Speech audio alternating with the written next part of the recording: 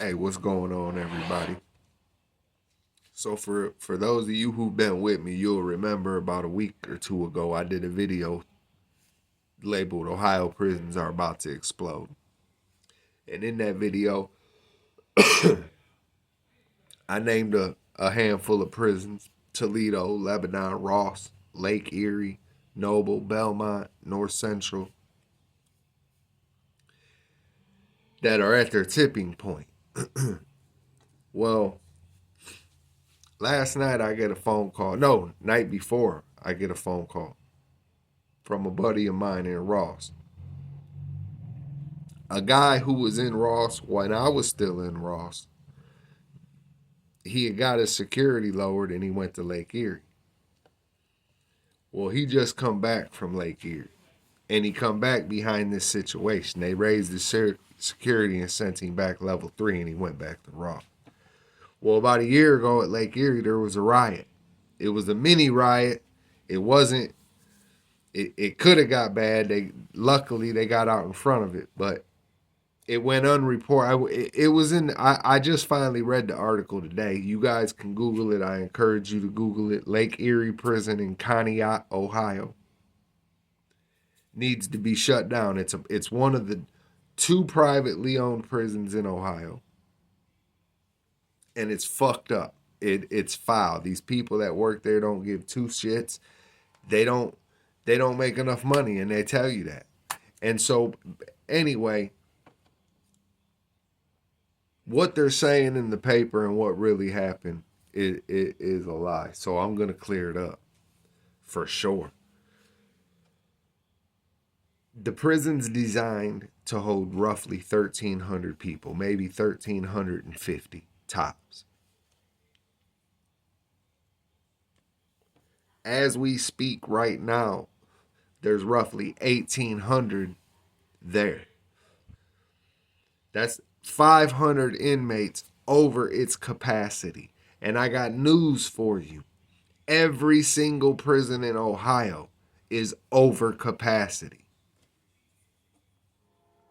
And what happens in these prisons is you get a heat wave in the summer or you get extreme colds in the winter.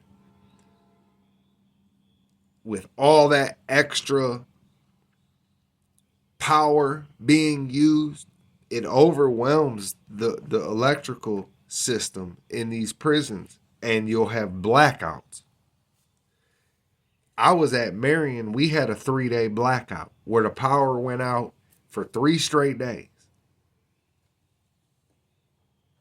And what they make you do is you pretty much got to sit on your rack all day. You can't move. And they bring extra officers in the block just in case shit starts to pop off and shit like that. Well, that's what they did at Marion when I went through one. So the power blows at Lake Erie. The power goes out, complete blackout. Now Lake Erie is already a off the hook prison. I compare Lake Erie to an adult juvenile facility.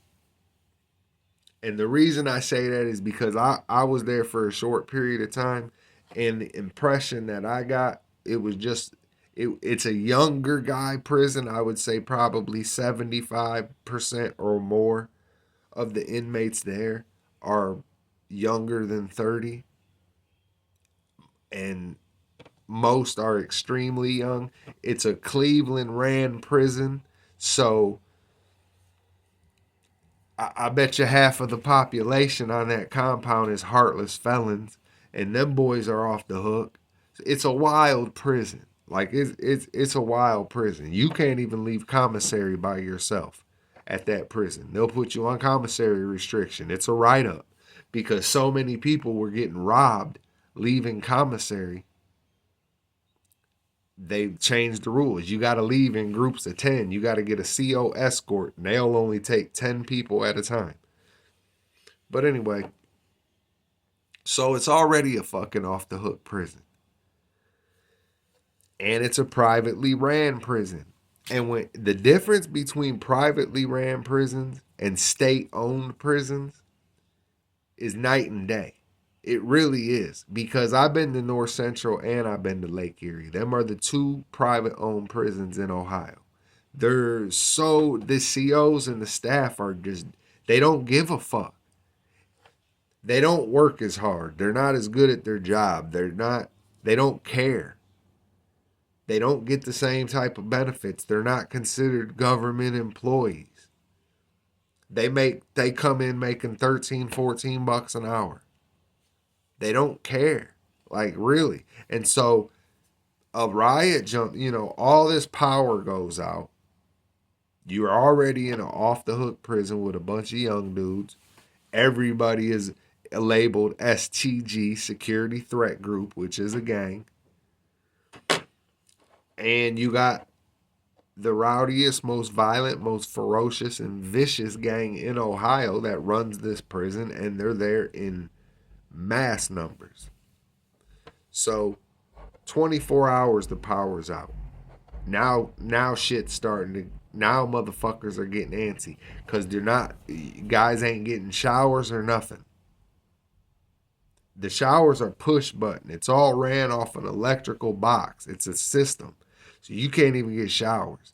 You got no TV. You got no showers. You can't charge your tablet. So once it dies, it's dead. You can't cook in the microwave. There's no light. So the COs are trying to protect themselves and protect others. So they're going to make you try to sit on your rack. And it's the middle of September. It's hot than a motherfucker. So day 2 rolls around. Motherfuckers have had enough. And I guess there was a CO in the block, and she was a known asshole, and she got hit with a chair. And when she got hit with the chair, kind of all hell broke loose. The inmates started bashing out the windows in the blocks so they could. I've explained that too. There's windows that separate the day room from the bunk area. There's walls with these windows in them. And they got crash gates in Lake Erie. So I guarantee they locked these guys behind those crash gates. And when that CO got hit, they locked them crash gates, and them guys got to throwing locker boxes and shit through them windows and busting them windows out, hopped out into the day room area. Now they got complete control of the block. 250 to 300 inmates per block. And so all the COs left all the blocks unattended. The COs had left. They went and got safe. And they left all the inmates to themselves. And, according to the dude, it was really just a free-for-all. It was just a bunch of young kids doing young kid shit. Just tearing shit up just for the sake of tearing shit up. A few people did get fucked up. I guess 2 COs got fucked up, including the lady that got hit with the chair. Nothing really... Nobody died. A couple people went to the hospital. But the point is that prison was taken over that easy. And the tension is building. They're packing these prisons. Toledo was a prime example. That prison's designed to hold 1,000 guys, 999 guys. And there was a time where they had 1,800 inmates. And I was there. And there was so many murders within an 11 to 15 month window that the prison made the fucking USA Today for one of the most violent prisons in the country in that year. I want to say it was 11, 12, right around there.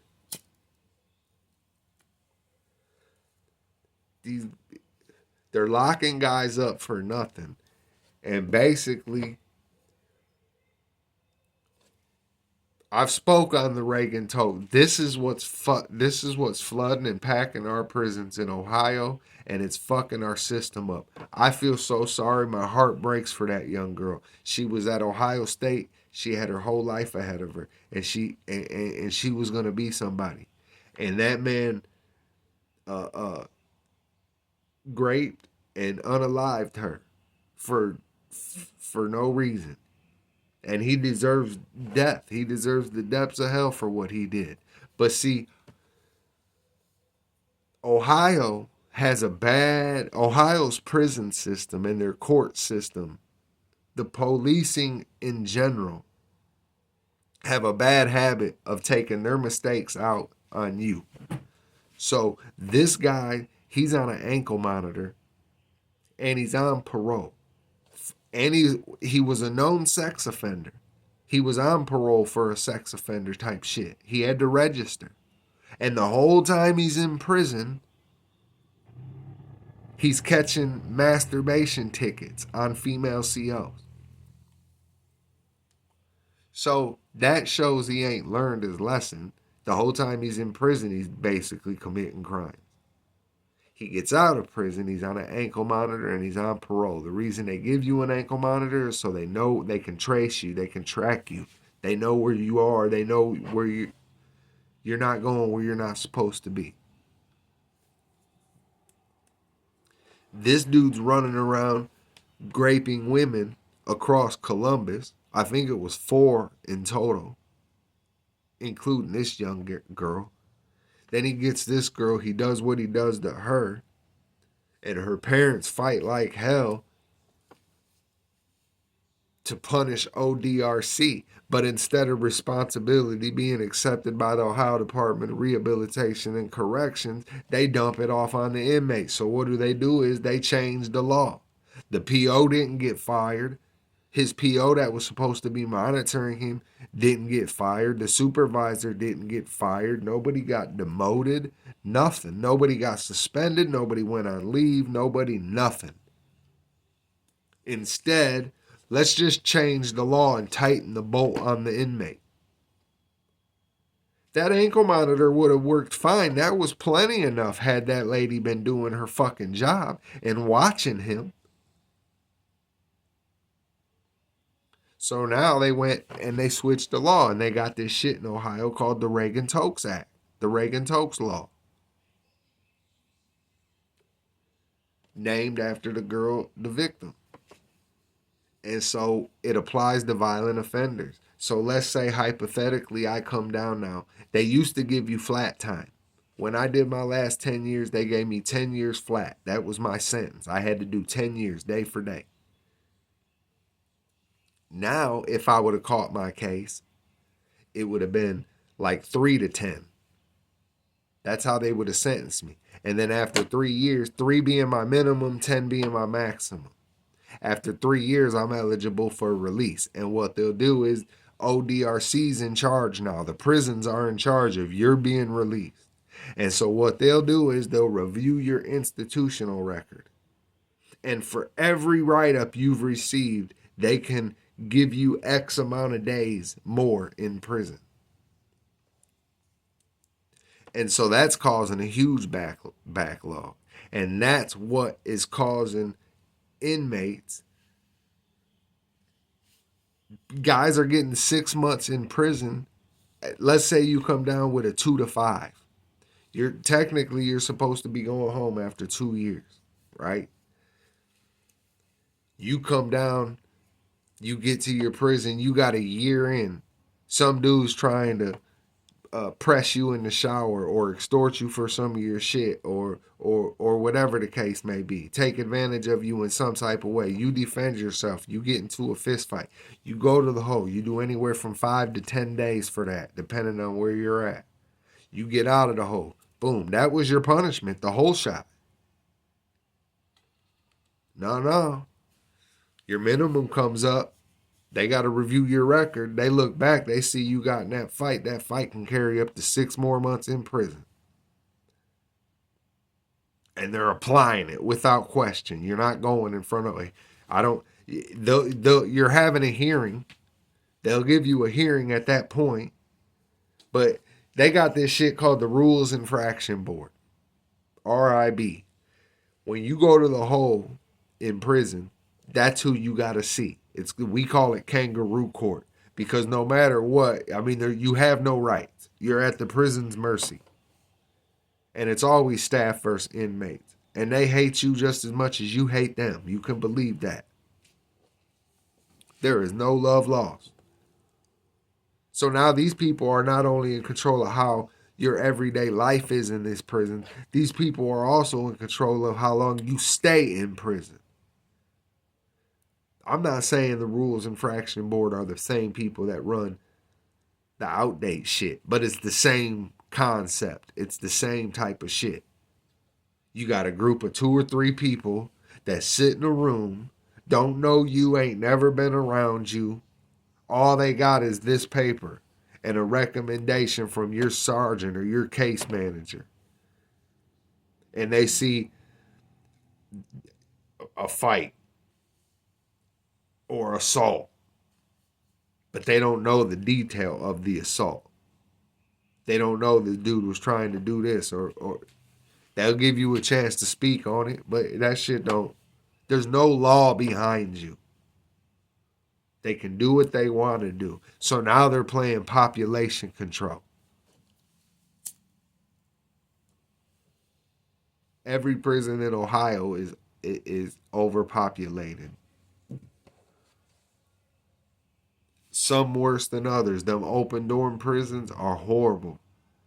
I'm telling you, I went to the hole at Belmont. They were packing 3 men in a cell in the hole.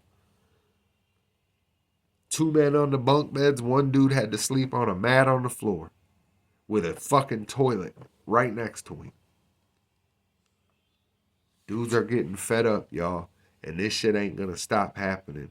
And Lake Erie and these private prisons are the most corrupt of them all. And they're and again, I'm sorry that happened to that girl, but sometimes the guilty party just needs to be punished. Maybe that PO should have been fired. Maybe that PO supervisor should have been demoted. They fuck up and take it out on the inmate, the parolee, the probationee, whoever the case. They don't never take responsibility for themselves, and they change these laws and they put these new laws into place that are back jamming these prisons, are overcrowded, and they don't know what to do. And on top of that, you get out and they got this PRC shit. So in Ohio, when you do your sentence, you get out, you're still on parole. It's no wonder they're back jammed. You can't get out of the system here. So I'm gonna keep y'all updated, man. I'm gonna keep up on these articles and I'll keep everybody posted, man. But Ohio prisons are getting ready to explode, y'all. And yes, Monday or Tuesday, I'll let y'all know before the weekend's up. We're gonna do the first live stream, so get ready for that. Come prepared. We're just kind of gonna do a meet and greet, man. Be my first one ever. Feel free to pop through, man. Let's kick it. I look forward to it. Thanks for watching the video, y'all. If you liked it, please hit the like and subscribe button. Help this channel out. Help the channel grow. Share the video. Thank y'all for the support y'all have given. And until next time, it's the Hoodie Man.